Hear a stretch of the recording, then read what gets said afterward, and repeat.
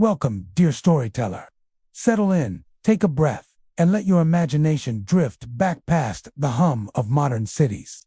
Beyond the glow of screens, two cobblestone streets lit by flickering lanterns and charged with the restless spirit of a people on the brink of revolution.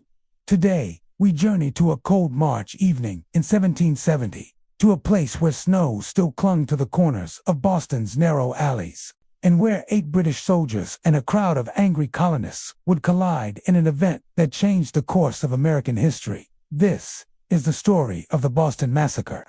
Boston, Massachusetts, 1770. The air was thick with tension. Just 7 years after Britain's victory in the French and Indian War, the Crown was deep in debt. To pay for it, Parliament had imposed a series of taxes on the American colonies: the Sugar Act, the Stamp Act, and most recently, the Townshend Acts. These weren't just about money, they were about control. No taxation without representation, the colonists cried. They had no voice in Parliament, yet they were being forced to pay for a government they didn't elect.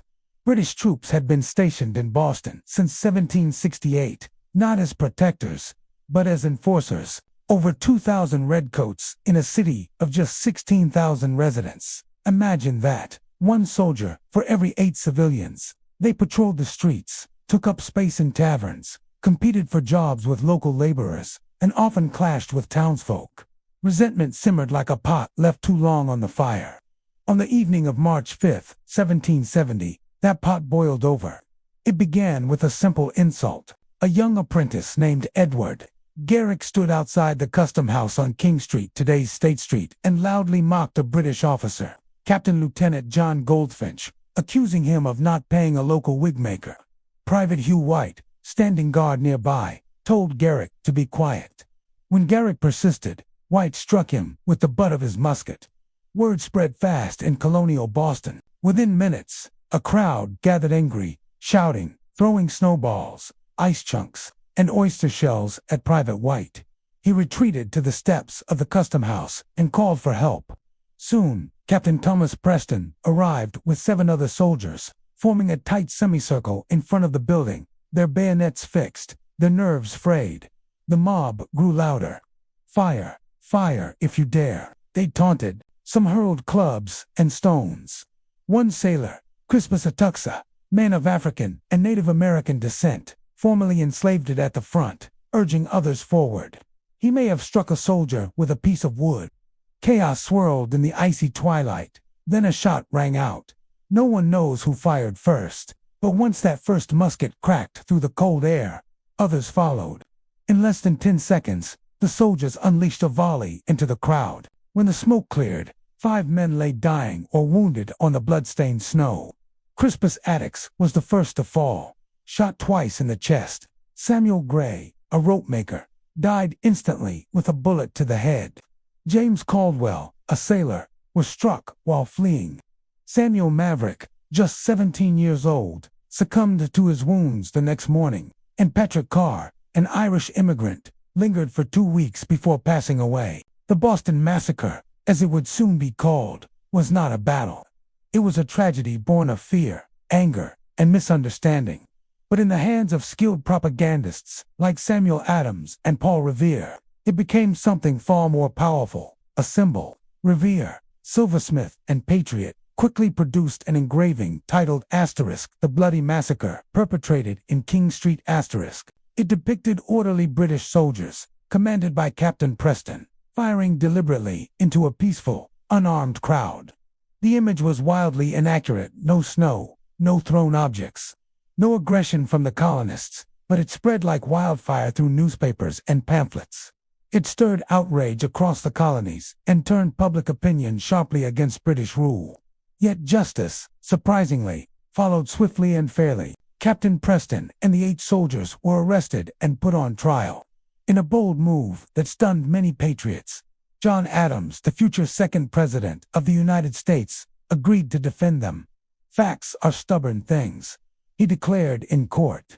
"Whatever may be our wishes, our inclinations, or the dictates of our passions, they cannot alter the state of facts and evidence." Adams argued that the soldiers had acted in self-defense, surrounded by a violent mob. His defense worked. 6 soldiers were acquitted entirely. 2 who Montgomery and Matthew Kilroy were found guilty of manslaughter, not murder. As punishment, they were branded on the thumber mark of shame, but not death. The trial revealed a truth often lost in the fury of revolution.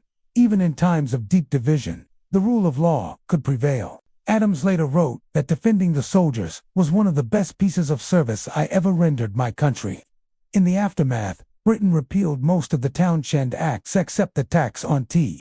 That single exception would fester, leading directly to the Boston Tea Party 3 years later, and eventually to war. But on that March night in 1770, Boston did not yet know it stood on the edge of revolution. All it knew was grief, anger, and the chilling echo of gunfire in the dark. Every year after, Boston commemorated the massacre with public speeches and solemn processions. Crispus Attucks was hailed as the first martyr of American liberty, a man once denied freedom in life, now immortalized in death.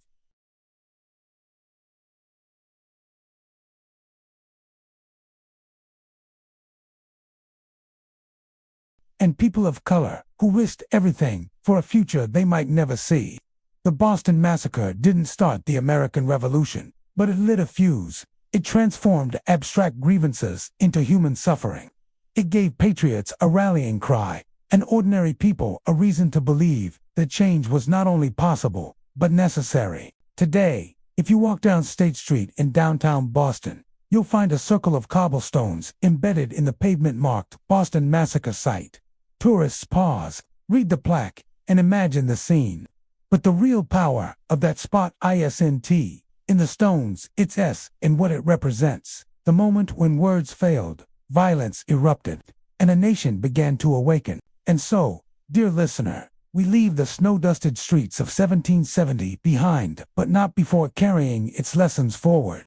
The Boston Massacre teaches us that history is rarely black and white. It's messy, human, and shaped by choices made under pressure. It reminds us that justice requires courage even when it's unpopular. And above all, it shows how a single night can echo through centuries. If we're willing to listen, thank you for walking with me through time. If this story moved you, share it with someone who loves history as much as you do. And don't forget to subscribe, because every week, we uncover another chapter of the past, together. Until next time, keep wondering, keep remembering, and keep telling stories.